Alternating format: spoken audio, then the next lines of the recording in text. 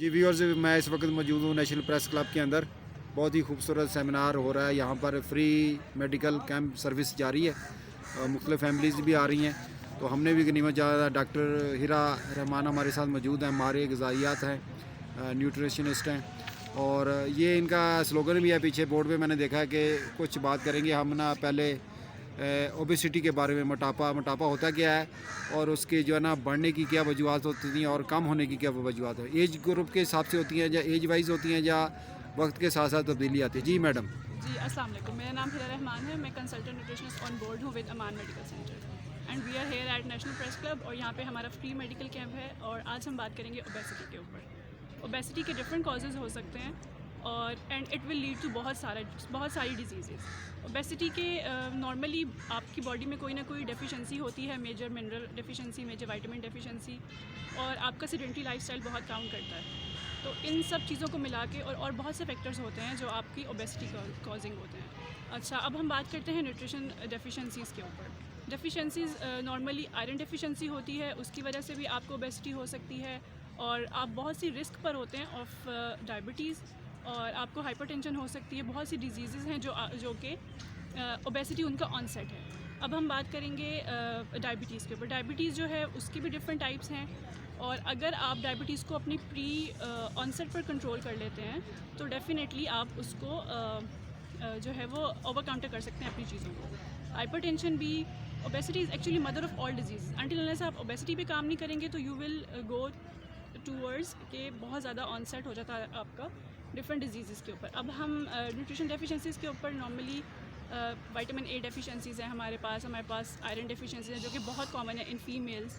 और ओबेसिटी को हम फिर से इसके साथ लिंक कर सकते हैं कि आपकी बॉडी में जहाँ जहाँ पे फैट एक्यूमुलेशन हो रही होती है वहाँ पे आपके विटामिन्स, मिनरल्स और डिफरेंट न्यूट्रिएंट्स जो है वो अब्जॉर्ब नहीं हो पा रहे होते। तो अनटिल अनलेस आप इसके ऊपर काम नहीं करेंगे तो it will leads to major diseases. Madam यहाँ से वो जो है ना बात बनेगी कि जिस तरह मोटापा है, मोटापे में कुछ क्योंकि हम कुछ सूप भी लेते हैं या कोई इस तरह की जो है ना फूड लेकर उसको कम करने की कोशिश करते हैं, ख़ासतौर फीमेल। थोड़ी ख़वातीन जो है ना मोटापे की वजह से डाइट पे भी चली जाती हैं, एक्सरसाइज भी करती हैं, कुछ करते हैं कुछ नहीं करते। आसान तरीका चूज़ करते हैं कि कुछ ऐसे जिस तरह चैनी सूप है और भी हमारे यहाँ होंगे। तो आप क्या रिकमेंड करेंगी, ये सूप के ज़रिए करना चाहिए या एक नेचुरल एक्सरसाइज होती है उसकी तरह लूज़ करना चाहिए बैलेंस डाइट के हवाले से? देखिए, हमारे पास कैलोरीज होती हैं। सबसे पहले आप अपनी कैलोरीज काउंट करेंगे। जो आप अपनी नॉर्मली फार्मूलाज के साथ कैलोरीज कैलकुलेट करते हैं, that is maintenance calorie. Definitely जब आप उससे डाउन खाएंगे तो you will lose weight. Calorie deficit में आप खाएंगे तो यू विल लूज़ वेट। उसके अंदर ये है कि आपको अपनी हर चीज़ की कैलोरी मैनेज करनी पड़ेगी, और स्पेसिफिक एक डाइट के साथ, एक फूड के साथ कभी भी वेट लॉस नहीं होता। अगर हो भी जाए, वैसे होता है पर इन अ सेंस वो आपका लॉन्ग टर्म में बहुत ज़्यादा नॉन इफेक्टिव हो जाता है, आपको और डिजीज़ की तरफ ले जाता है। अक्सर किडनी स्टोन्स हो जाते हैं और ओबेसिटी फिर दोबारा से वापस आ जाती है। फॉर द टाइमिंग तो आप उसको लूज़ कर सकते हैं, बाद में वो बहुत ज़्यादा फिर से चढ़ जाता है वेट। फॉर दैट आपको कैलोरी डेफिसिट में खाना पड़ेगा और अपने मील पैटर्न्स को 3 to 6 मील्स के अंदर लेकर आना पड़ेगा और उसी को फॉलो करना पड़ेगा। तो इंशाल्लाह you will lose weight. Thank you. एक हमारे साथ और डॉक्टर मौजूद हैं। नाम बताएंगे अपना? हुमा, आप बैलेंस डाइट के बारे में हमें हमारे जो है ना व्यूअर्स को बताएं। बैलेंस डाइट क्या होती है और उसमें कौन कौन से अज्जा होते हैं या इंग्रेडिएंट्स होते हैं और किस मकदार में लेने चाहिए?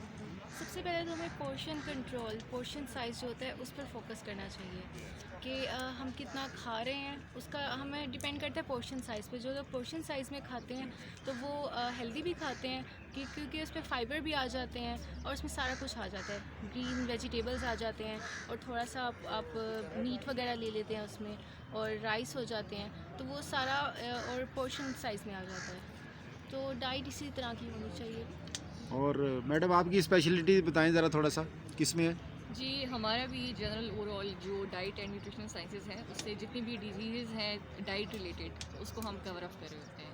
जिस तरह से इन्होंने बैलेंस डाइट की बात की तो डेफिनेटली जिस तरह से हम रोटी चपाती वगैरह ले रहे होते हैं, एक इसका एक स्टैंडर्ड साइज़ होता है। हम कुछ होते हैं कि इतनी बड़ी चपाती बनाते हैं, लेकिन जो स्टैंडर्ड साइज़ है वो है एक सीढ़ी शेप। तो जितनी कैलोरीज उसकी बता रहे होते हैं तो अक्सर लोग जो बड़ी रोटी होती है वो भी उसकी कैलोरीज उसमें कैलकुलेट कर लेते हैं। थोड़ा सा ये बता दीजिए कि जिस तरह डेली लाइफ में हम नाश्ता लेते हैं, ब्रेकफास्ट लेते हैं, तो एक जैसा हमारी चपाती या पराठा लेते हैं या 2 स्लाइस ले लेते हैं या आमलेट ले लेते हैं, तो उसको बदल के डेली लेना चाहिए या एक जैसे रखना चाहिए? कुछ अरसे के लिए? नहीं नहीं, वेरिएशंस जो है ये तो हमारा मेन पार्ट है कि आपने जो भी डाइट फॉलो करना है, अगर आपका एक ही पैटर्न रहा डेली बेसिस पे तो वो आपकी ओबेसिटी भी कॉज कर सकती है और वो नॉन इफेक्टिव होता है। तो अगर चाहे आपकी डाइट बहुत भी अच्छी हो, लेकिन अगर आप सेम डाइट ले रहे हैं तो उसका इफेक्टिवनेस कम हो जाता है। इसलिए आपने वैरायटी में और चेंजेस लेके आने हैं अपनी डाइट में, ताकि जो उसकी अवेलेबिलिटी है आपकी बॉडी में वो इंक्रीज हो सके। जी थैंक यू मैडम। एक और हमारे साथ डॉक्टर मौजूद हैं। डॉक्टर आप ये बताइए कि जिस तरह होता है ना, आपने बात तो कर ली है, ओबेसिटी की बात भी होगी है, दूसरे नंबर पर न्यूट्रिशन की बात होगी है। इसी तरह ऑस्टियोपोरोसिस भी होता है। जी, जी। ऑस्टियोपोरोसिस जो हड्डियों की बीमारी है, बहुत कॉमन है आजकल फीमेल्स में और एज वेल एज मेल्स में भी बहुत कॉमन है। तो ये हमारी डाइट की डेफिशिएंसी की वजह से हो रहा है कि हम कैल्शियम डाइट जिसमें कैल्शियम नहीं होता हम वो ले रहे होते हैं, हम विटामिन डी डेफिसिट डाइट ले रहे होते हैं। तो इस तरह हमें कोई ऐसी डाइट, वेराइटी ऑफ डाइट्स लेनी चाहिए, जैसे नेचुरल डाइट की तरफ हमें जाना चाहिए, फ्रूट्स वेजिटेबल्स की तरफ हमें ज़्यादा जाना चाहिए।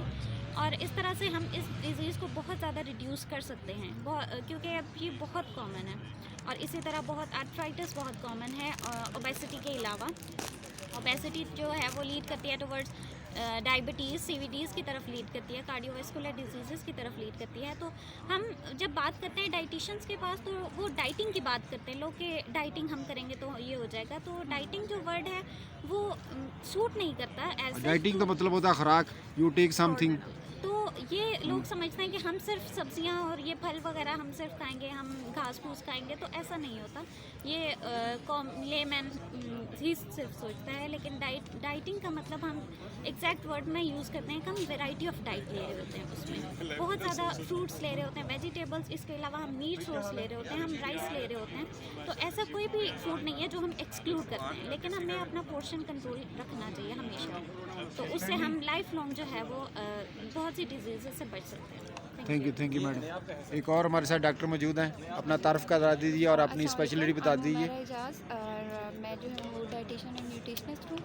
और मैं बात करूँगी कार्डियोवैस्कुलर डिजीज़ को, जो कि बहुत कॉमन है आजकल, इवन यंगस्टर्स में बहुत ज़्यादा आ रही हैं। उसके डिफरेंट फैक्टर्स हो सकते हैं। इन फैक्टर्स में जो है वो फास्ट फूड कंजप्शन आ रही है। डिफरेंट स्टूडेंट्स हैं यूनिवर्सिटीज़ में। एक तो ये फैक्टर हो सकता है कि यूनिवर्सिटीज़ में जो है वो या ऐसी जगहों पे जो है वो फास्ट फूड की कंजम्पशन बहुत ज़्यादा है। जंक जो है वो जंक ईटर्स बहुत ज़्यादा हैं, जो कि इफ़ेक्ट करता है डायरेक्टली जो है वो डिफरेंट डिजीज़ को, जो कि इंटरलिंक्ड है, लाइक ओबेसिटी और कार्डियोवैस्कुलर डिजीज़ जो हैं ये कंट्रीब्यूट करते हैं, ये सब फैक्टर्स जो हैं। तो इसमें डिफरेंट चीज़ें आती हैं। पेयर इन्फ्लुएंस भी आ जाता है कि डिफरेंट जो एरियाज़ हैं वहाँ पे लोग जब वो हेल्दी चॉइसेस नहीं होती ना उनकी डाइट में, तो ये सब फैक्टर्स जो हैं वो कंट्रीब्यूट करते हैं। और कार्डियोवैस्कुलर डिजीज़ में जो है वो हम डैश डाइट जो है वो रिकमेंड करते हैं, जिसमें जो है वो फूड एंड जो वेजिटेबल्स हैं उनको जो है वो हम फोकस करते हैं उसकी कंजम्पशन पे। और सैचुरेटेड जो फैट्स होते हैं उसको जो है वो हम कहते हैं कि जो है रिस्ट्रिक्ट करें। शुगर कंजम्पशन जो है वो उसको जो है वो लिमिट कर दें। और साल्ट जो है उस पर जो हम रिकमेंड करते हैं कि यूजली जो है वो आप 1500 मिलीग्राम पे आ जाएँ, लाइक 2/3 ऑफ जो है वो टीस्पून जो है वो उसको यूज़ करें। तो कोलेस्ट्रॉल लेवल्स अपने कम करें। तो ये जो है वो बेसिक जो है वो कार्डियोवैस्कुलर डिजीज़ में जो है हम न्यूट्रिशन के हवाले से हम गाइड करते हैं। हाँ जी, बहुत ही खूबसूरत सारे डॉक्टरों ने बात की है। ख़ास तौर ये पहले हमने ओबेसिटी की बात की है, उसके बाद न्यूट्रिशन की बात की है, फिर कार्डियोवैस्कुलर की बात की है। तो मैं समझता हूँ कि ये बहुत ही हमारे स्टूडेंट के लिए, ख़ास पर एकेडमिकली हमने बात की है सारी। स्टूडेंट के लिए, स्टूडेंट खा वो स्पोर्ट्स के हों या दूसरे स्टूडेंट हों, किसी लेवल पे उनके लिए बड़ा ज़रूरी होता है कि मोटापा क्या होता है, मोटापे को किस तरह कम किया जाए। न्यूट्रिशन का क्योंकि हमारी लाइफ में बहुत अहम किरदार है, क्योंकि बैलेंस डाइट का जिस तरह कंसेप्ट होता है, जितने इंग्रेडिएंट्स होते हैं उसमें प्रॉपर मकदार में होने चाहिए। तो मेरा ख्याल है कि ये बहुत ही अच्छा है और लोगों को अवेयरनेस के लिए ये हम इसलिए हमारे चैनल को भी सब्सक्राइब करें। Thank you once again national club और अमान वाले ये हैं, मुख्तलिफ मेडिकल सर्विसेज हैं, इन्होंने मुख्तलिफ सर्विसेज ये दे रहे हैं। ये रावलपिंडी इस्लामाबाद के अंदर है, ये इनका स्टाफ भी मौजूद है सारा। तो हम उनका भी शुक्रिया अदा करते हैं कि हमारे व्यूअर्स के लिए और बहुत ही अच्छी बातें की गई। Thank you once again.